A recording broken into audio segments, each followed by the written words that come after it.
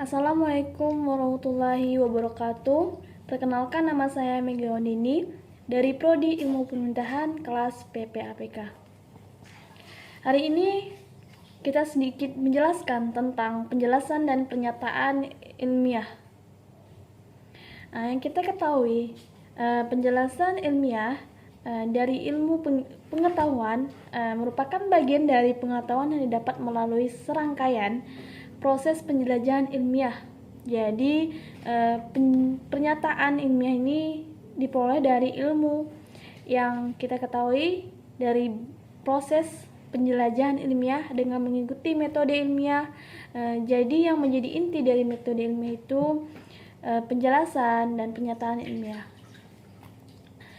Kita ketahui bahwa penjelasan ilmiah adalah penjelasan fakta berdasarkan data yang ada dapat dijadikan sebagai bukti ilmiah. Artinya sebuah pengetahuan dapat dikatakan sebagai suatu ilmu pengetahuan yang bersifat ilmiah apabila dapat dijelaskan lagi dan dapat dibuktikan berdasarkan fakta dan sumber data yang ada di lapangan.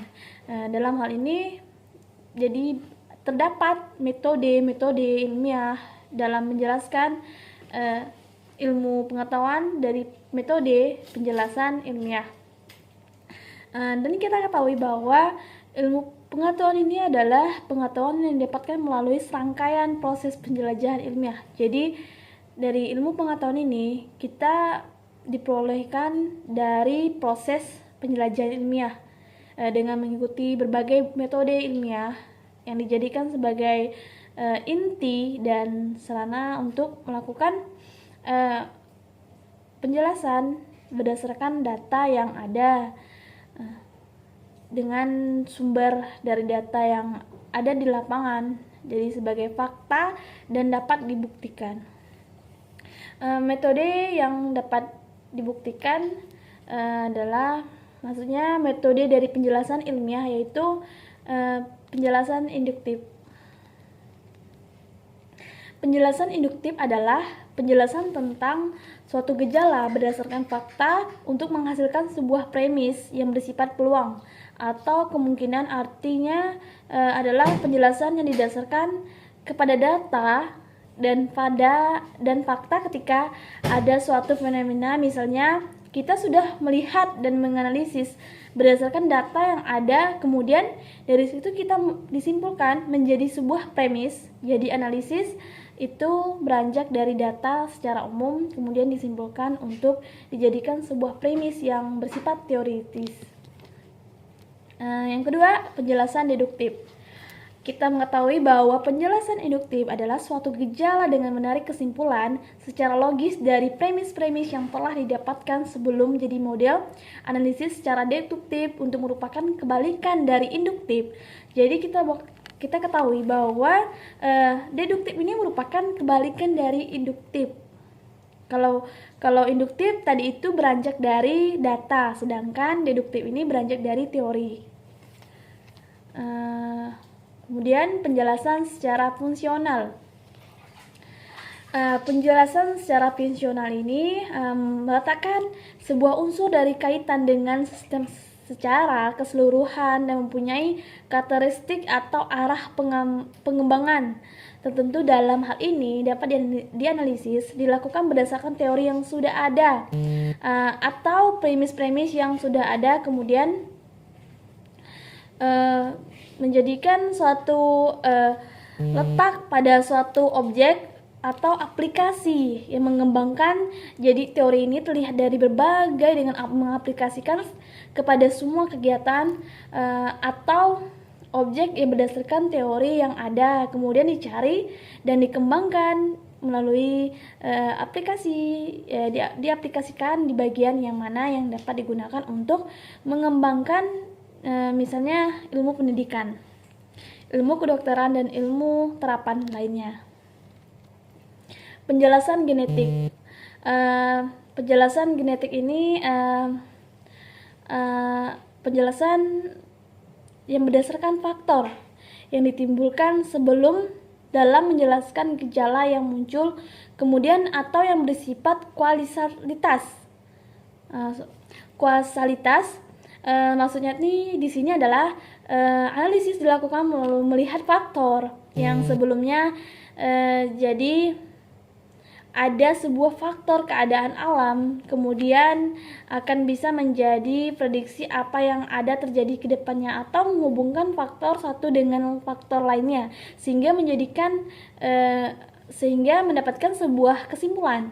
Biasanya menjelaskan genetik ini berhubungan dengan fenomena alam. Misalnya kita ketahui api itu membakar air, sedangkan api itu membakar, air itu mengalir dari tempat tinggi ke tempat yang rendah, dan faktor-faktornya. Kemudian bahwa itu akan dikajikan mengapa air itu jatuh ke bawah dan itu bukan sebuah teori, karena memang keadaannya seperti. Jadi penjelasan genetik ini lebih kepada penjelasan sesuatu yang ada secara keseluruhan, tempat dari metode atau model. Dari analisis ini kesimpulannya adalah dalam mencari sebuah premis atau pernyataan ilmiah, menyatakan ilmiah adalah argumentasi yang menyatakan suatu premis atau apa yang dianggap benar sebagai landasan kesimpulan dan sebagai hasil dari penjelajahan ilmiah yang tadi akan menghasilkan argumentasi yang menyatakan satu premis ke dalam hal ini adalah suatu model atau metode analisis yang baik di bidang-bidangnya. Jadi semua penjelasan ilmiah atau sebuah konsep yang mewakili konsep lainnya hingga menyatakan pernyataan ilmiah ini terbagi beberapa konsep sesuai dengan bidang-bidang kajiannya, yaitu postulat. Apa yang dimaksud dengan postulat? Adalah pernyataan dasar yang menjadi titik tolak pencarian, bukan definisi dari pengendalian sementara.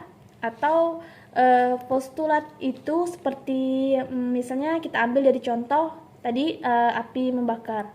Jadi apakah itu sebuah teori?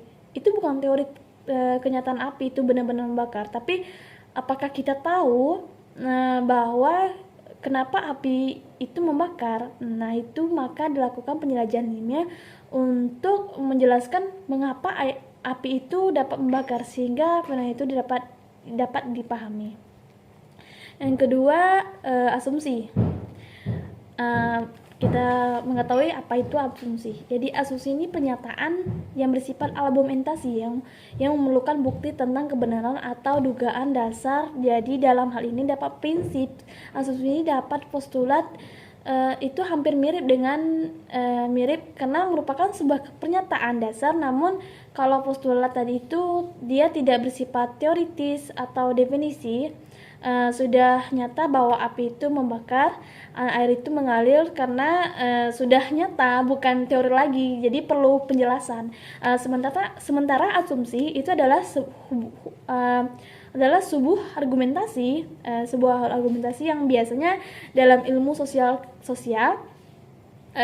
karena tidak dapat dan tidak memastikan bahwa kemudiannya dianggap. Jadi ada sebuah anggapan dasar yang menjadi asumsi yang kemudian akan dicari pembenarannya. Jadi atau dicari penjelasannya sehingga menghasilkan sebuah konsep. Misalnya kalau hidup yang kita ketahui bahwa cantik itu putih, apakah benar cantik itu putih, harus putih?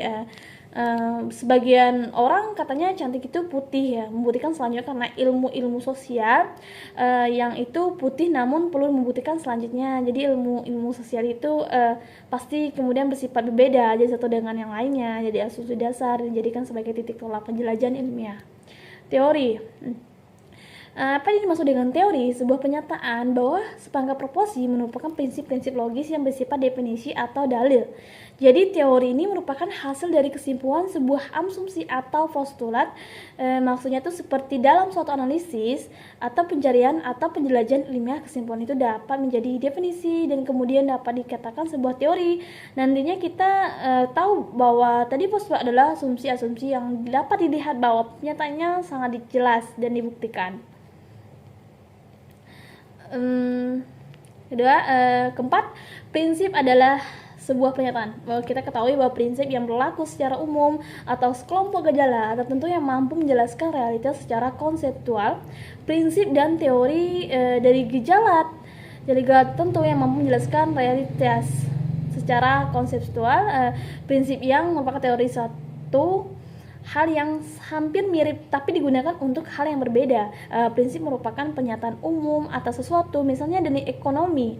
Prinsip permintaan ketika memetakan besar akan menaikkan harga.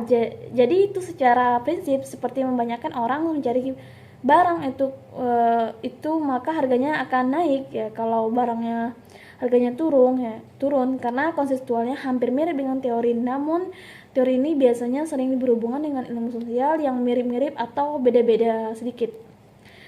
Hukum, oke. Yang kita ketahui tentang hukum adalah pernyataan yang menyatakan hubungan antara dua variabel dan lebih dalam suatu hubungan sebab akibatnya kausalitas. Misalnya kita berikan contoh seperti hukum kekal. Hukum kekal energi ini artinya energi yang tidak akan habis namun hanya bisa berubah bentuk hukum jadi adanya variabelnya. Misalnya api dia itu tidak habis tapi dia berubah menguap misalnya menjadi asap. Kemudian proses itu dia ada hukum-hukumnya, itu bersifat aturan-aturan yang jelas variabel-variabelnya yang biasanya hukum itu digunakan untuk kajian-kajian ilmu pasti dalam scan-nya. Jadi sekarang keseluruhan postulat, asumsi, teori, prinsip, dan hukum merupakan pernyataan ilmiah dan itu merupakan hasil dari penjelajahan ilmiah karena level-level yang biasanya seperti itu mulai dari postulat, pernyataan dasar, kemudian dia menjadi teori, kemudian teori ketika diujikan terus, kemudian menjadi hukum, begitu juga dengan asumsi. Dari asumsi kemudian jadi teori, kemudian bisa menjadi prinsip-prinsip. Sekian dari saya, terima kasih.